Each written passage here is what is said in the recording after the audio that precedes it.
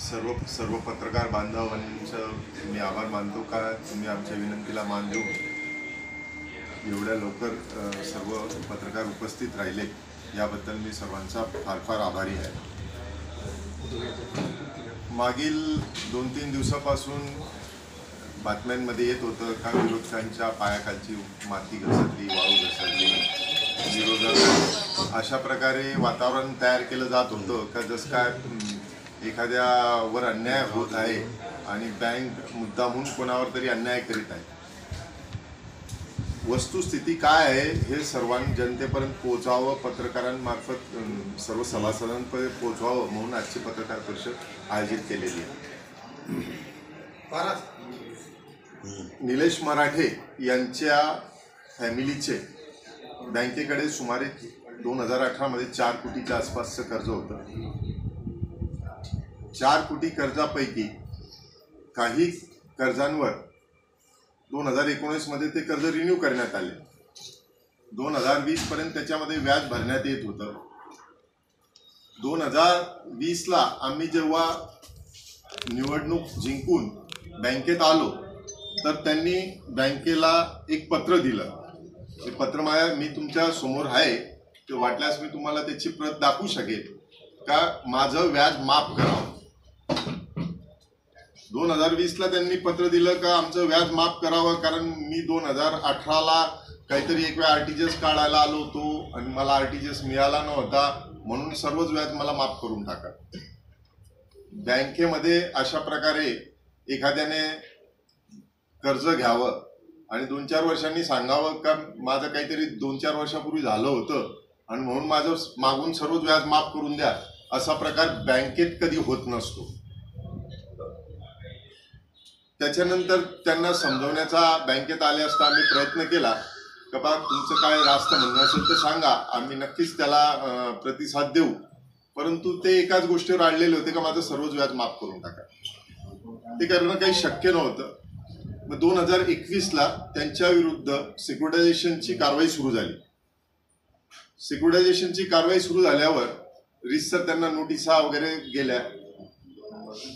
2021 ला शेवटी त्यांनी त्या सरफेसीच्या जे आपण सिक्युरिटायझेशनची कारवाई केली होती त्याच्या विरोधात ते डीआरटी कोर्टात त्यांनी धाव घेतली।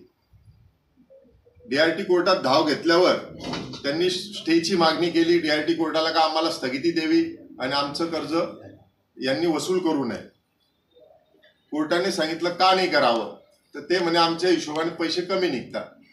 कोर्ट म्हणे पहिले तेवढी तर रक्कम भरा, तुम्ही म्हणता काही आमचे 1 कोटी निघतात, 1.5 कोटी निघतात, जे म्हणतात ते तुम्ही नो लिन अकाउंटला टाका आणि बँकेला सांगितलं का बा यांचे प्रॉपर्टी जप्त करण्यापूर्वी तुम्ही 15 दिवसाची त्यांना नोटीस द्या। म्हणजेच त्यांना कुठल्याही प्रकारचा स्टे ऑर्डर त्यावेळी कोर्टाने दिलेली नाही आणि कोर्टाने सांगितलं की संबंधित रक्कम ही जी काही हे भरतील ते नो लिन अकाउंट मध्ये टाका। नो लिन एक म्हणजे सेपरेट अकाउंट असतं बा ज्याच्यावर कधी व्याज म्हणजे आम्ही देऊ शकत नाही। कोर्टाने सांगितलं ते कुठे वर्ग करावी त्या हिशोबाने ती वर्ग केली जाते। तर आपण ती नो लिन अकाउंटला त्यांनी आम्हाला पत्र दिलं आमचं नो लिन अकाउंट उघडा। आम्ही नो लिन अकाउंट त्यांच्या सांगण्याप्रमाणे उघडलं, कोर्टाने सांगितल्याप्रमाणे अकाउंट उघडलं, त्याच्यामध्ये त्यांनी बाकी काही रक्कम त्यांच्या हिशोबाने भरली। नंतर त्यांनी 28/4/22 ला आम्हाला एक पत्र दिलं का आम्ही जी रक्कम भरली आहे, आपल्या बँकेचे एवढे जुने संबंध आहेत तर ती ओटीएस समजून घ्या, म्हणजे वन टाइम सेटलमेंट करून घ्या आमच्याशी। माणूस वन टाइम सेटलमेंटची मागणी केव्हा करतो? वन टाइम सेटलमेंटची मागणी तेव्हाच करतो का जेव्हा त्याला पूर्ण रक्कम भरायची नसते, काही व्याजात सूट हवी असते।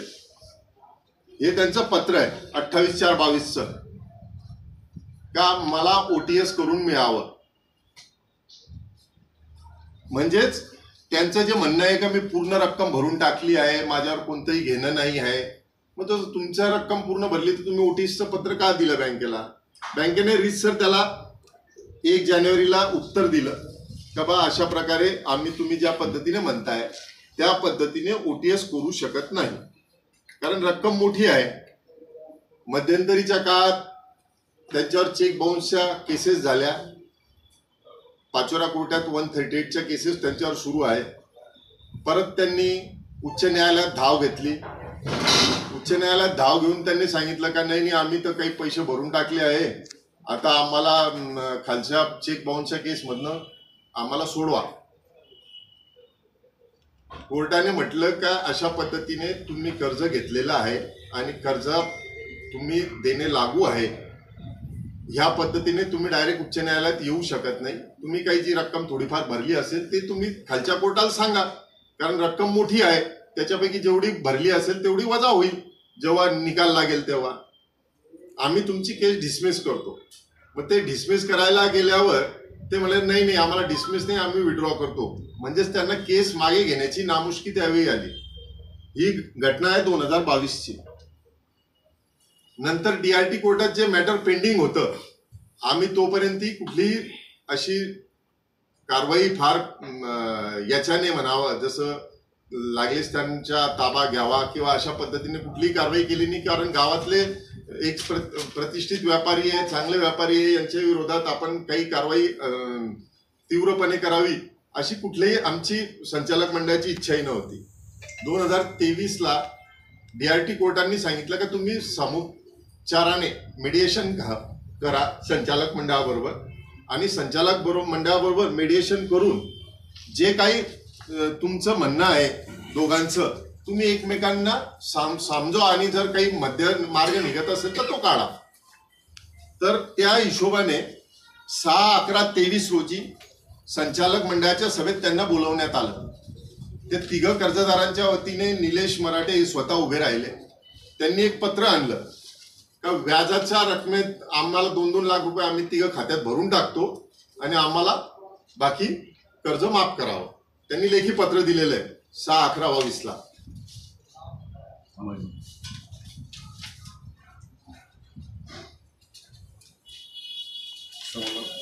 त्याच्यानंतर मंडळात हे जे काही आपलं मेडिएशन होतं, एक मिनिट देतो मी सगळं, मेडिएशन जे होतं त्याचं प्रोसिडिंग लिहून ते DRT कोर्टात भरावं लागतं, द्यावं लागतं का काय मेडिएशन झालं. त्याच्यामध्ये जर तुम्ही वाचणार तुम्हाला त्या मेडिएशनची प्रती दाखवेल, त्याच्यावर निलेश मराठेंची सही आहे.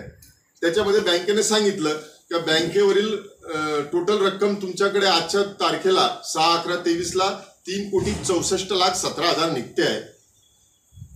तुमच्यावरचं दंड व्याज 19,34,000 आहे, ते आम्ही माफ करण्यास तयार आहे. त्यांना लेखी दिलं. त्याच्यानंतर तुमच्यावर जे काही खर्च झाले असतील, लिगल एक्सपेन्सेस झाले असतील, ते 3,61,000 ते सुद्धा बँक माफ करायला तयार आहे. तर अशा प्रकारे बँकेने 22,96,164 रक्कम आम्ही कमी घेऊ शकतो हे त्यांना त्यावेळी सांगितलं. त्यांनी त्याच्या बदल्यात सांगितलं आम्ही 2-2 लाख रुपयाच्या जे काम करतो आम्ही 5-5 लाख रुपये तुम्हाला तिघा अकाउंटमध्ये देऊन टाकतो, तेवढ्यामध्ये तुम्ही ती रक्कम सेटल करा. आम्ही म्हटलं 3,64,00,000 आणि तुम्ही म्हणता ती नो लिन मध्ये 156 काहीतरी भरलेली आहे, ती गेली तरी 2,08,00,000 रुपये जवळपास उरतात. ती 2,08,00,000 मध्ये तुम्ही जर 5-5 लाख रुपये भरणार असणार तर ते बँकेच्या हिताचं नाही आणि बँक ती ऍक्सेप्ट करू शकत नाही. हे सर्व प्रोसिडिंग त्यांच्या सहीनिशी इथे उपलब्ध आहे. निलेश मराठेंची सही आहे, बँकेच्या सीईओची सही आहे, बँक चेअरमन म्हणून माझी सही आहे.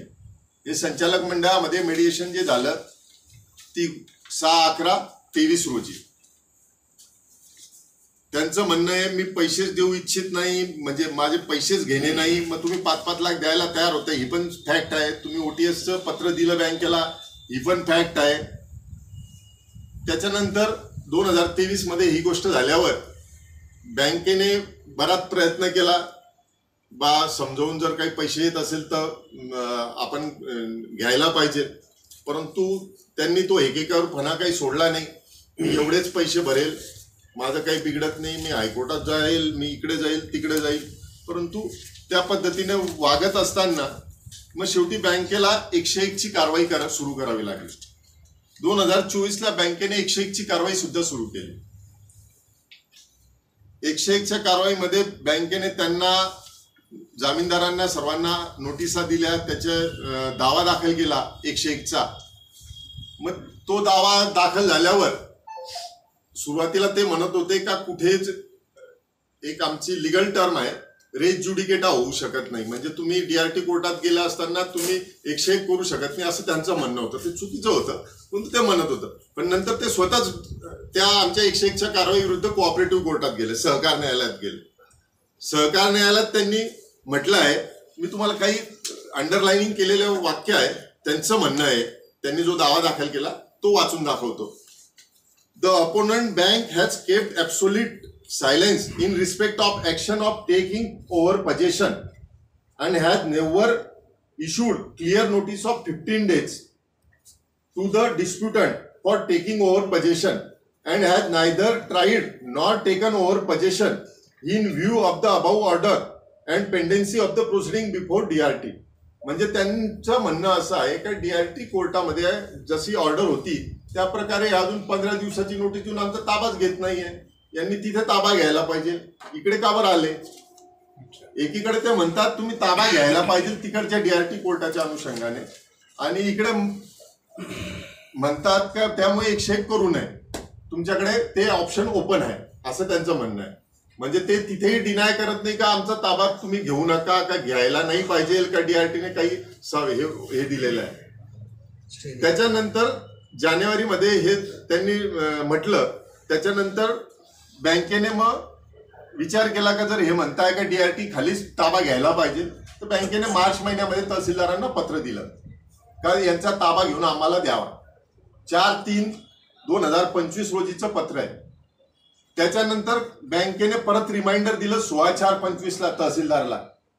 तेव्हा कुठलंही इलेक्शन नव्हतं, कुठल्याही इलेक्शनची सूचना प्रसिद्ध झालेली नव्हती मार्च महिन्यात. तेव्हा बँकेने त्यांच्यावर ताबा घेण्यासाठी तहसीलदारांना पत्र दिलं. परत 3/7/25 रोजी त्यांनी पत्र दिलं.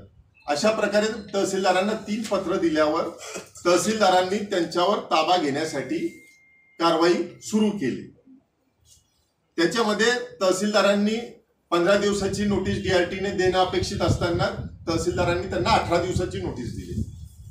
21/7 रोजी दुपारी 12 वाजेपर्यंत आम्ही ताबा घेऊ, म्हणजेच त्यांना सफिशियंट टाइम तहसीलदारांनी दिलाय. असंही नाही का 14ला निवडणूक आहे त्यांना 12 तारखेला ताबा घेताय किंवा 13 तारखेला घेताय आणि त्यांना पळवताय, मुद्दामून कारवाई करताय. इलेक्शन 13ला आहे, 14ला मतमोजणी आहे, त्याच्यानंतर 21ला ताबा घेण्याच्या नोटिसा दिल्या. असं असताना जे ते ओरडाओरड करताय का आमच्यावर अन्याय होतो आहे, आमचा ताबा घेऊन अशा प्रकारे बँक अन्याय करते आहे, तर हे काही माझं व्यक्तिगत त्यांच्याकडे घेणं नाही. हे गोरगरीब कष्टकरी जनतेचं, डिपॉझिटरचं, सभासदांचं, पेन्शनर्स लोकांच्या डिपॉझिट्स बँकेत आहे. आम्ही विश्वस्त म्हणून तिथे बसलेलो आहे. आणि असं असताना आम्ही कुठली त्यांच्या विरोधात कारवाई करू नये असं त्यांना अपेक्षित असेल किंवा बँकेने कारवाई करू नये, आम्ही म्हणण्यापेक्षा बँकेने करू नये असं होऊ शकत नाही. कारण टोटल बँकेचा जो 2025चा NPA आहे, ग्रॉस NPA म्हणतो आपण. नेट NPA बँकेचा तर मागील 3 वर्षापासून 0% आहे, पण जो ग्रॉस NPA आहे 4.5% आसपास, त्याच्यापैकी 55% जास्त कर्ज फक्त त्या फॅमिलीचं आहे. म्हणजे जर ते कर्ज वसूल झालं असतं तर बँकेचा जो ग्रॉस NPA आहे तो 4.5%वरून 1.5-2% आत आला असता.